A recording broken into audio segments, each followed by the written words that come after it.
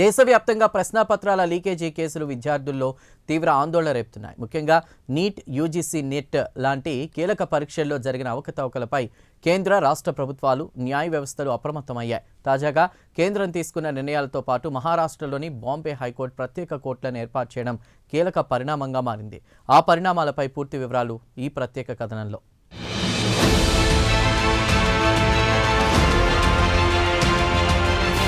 Neat పరీక్షలో జరిగిన అక్రమాలు, అవకతవకలపై ప్రభుత్వ వ్యవస్థలతో పాటు న్యాయ వ్యవస్థలు కూడా అప్రమత్తమవుతున్నాయి.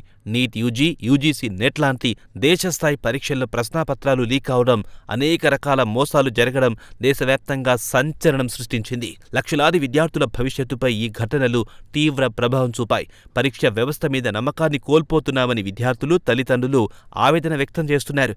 ఈసారి జరిగిన మాల్ ప్రాక్టీస్పై సామూహిక నిరసనలు దేశవ్యాప్తంగా వెల్లువెత్తాయి. ముఖ్యంగా ఢిల్లీలోని జంతర్ మంతర్ వద్ద విద్యార్థి సంఘాలు పెద్ద ఎత్తున ఆందోళనలు చేపట్టాయి. ప్రభుత్వం చర్యలు తీసుకోవాలనే డిమాండ్లు వెల్లువెత్తాయి. ఈ క్రమంలో ఈ తరహా ఘటనలు పునరావృతం కాకుండా కేంద్ర ప్రభుత్వం ఓ కీలక నిర్ణయం తీసుకుంది.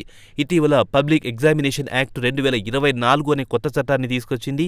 ఈ చట్టం ప్రకారం ప్రశ్నాపత్రాల లీక్, మోసపూరిత చర్యలకు పాల్పడిన వారిని, ముఠాలుగా పనిచేసిన వారిని కఠినంగా శిక్షించేందుకు మార్గం సుగమమయ్యింది. 10 సంవత్సరాల వరకు జైలు శిక్ష, భారీ జరిమానాలు విధించే అవకాశం ఉంది. ముఖ్యంగా విచారణలు త్వరగా పూర్తవ్వాలన్న ఉద్దేశంతో ఫాస్ట్ ట్రాక్ కోర్టులు ఏర్పాటు చేయాలని నిర్ణయం తీసుకుంది కేంద్రం.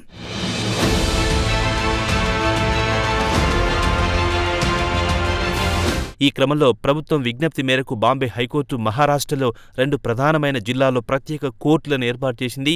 ఔరంగాబాద్, నాగ్పూర్ జిల్లాల్లో ప్రత్యేక కోర్టులను ఏర్పాటు చేసింది. యాక్టింగ్ చీఫ్ జస్టిస్ రవీంద్ర ఘాజే ఆదేశాల మేరకు జడ్జ్ ఎస్వి పవార్ ఔరంగాబాద్ కోర్టులో, గుల్షాన్ కోల్తే నాగ్పూర్ ప్రత్యేక కోర్టులో బాధ్యతలు చేపడతారు. ఈ న్యాయ సంహిత 2023 కింద నమోదైన కేసులు విచారణకొస్తాయి. ఈ కోర్టులో విచారణ 3 నెలల్లో పూర్తవ్వాల్సిందేనని చట్టం స్పష్టం చేస్తూ ఉండడం గమనించాల్సిన అంశం.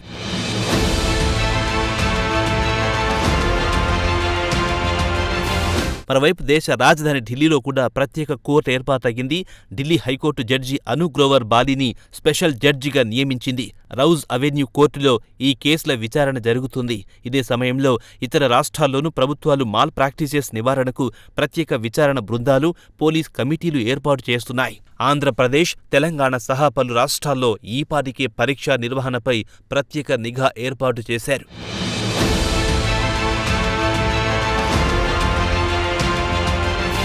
ఇక న్యాయవాదులు, విద్యావేత్తలు, విద్యార్థి సంఘాలు ఈ చర్యను స్వాగతిస్తున్నప్పటికీ అమల్లో పారదర్శకత, స్వతంత్ర విచారణ, అసలు నిందితులపై శిక్ష అమలు అంశాల్లో ఇంకా మెరుగుదల అవసరం ఉందని అభిప్రాయపడుతున్నారు. గతంలో జరిగిన లీక్ ఘటనల్లో విచారణలు ఏళ్ల తరబడి కొనసాగిన సందర్భాలున్నాయని, ఇలాంటి పరిస్థితుల్లో ఇప్పుడు మాత్రం 3 నెలల్లోనే తీర్పు రావాల్సిన నిబంధనను విద్యార్థులు, తల్లిదండ్రులు సానుకూలంగా భావిస్తున్నారు. 2024 చట్టం ప్రకారం విచారణలు రోజువారీగా జరిపే అవకాశం ఉంది. నిందితులకు తక్షణ శిక్ష, బాధిత విద్యార్థులకు న్యాయం కల్పించే విషయం ప్రత్యేక కోర్టులు కీలక పాత్ర పోషిస్తాయి.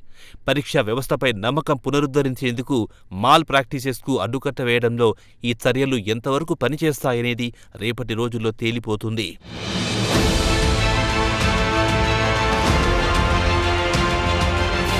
మొత్తానికి దేశవ్యాప్తంగా పరీక్షా వ్యవస్థలో నైతిక విలువలను, పారదర్శకతను కాపాడేందుకు ప్రభుత్వం, న్యాయ వ్యవస్థలు కీలకమైన చర్యలు చేపడుతుండడం విద్యార్థుల్లో, యువతరంలో ఒక పాజిటివ్ ఒపీనియన్ క్రియేట్ చేస్తోంది.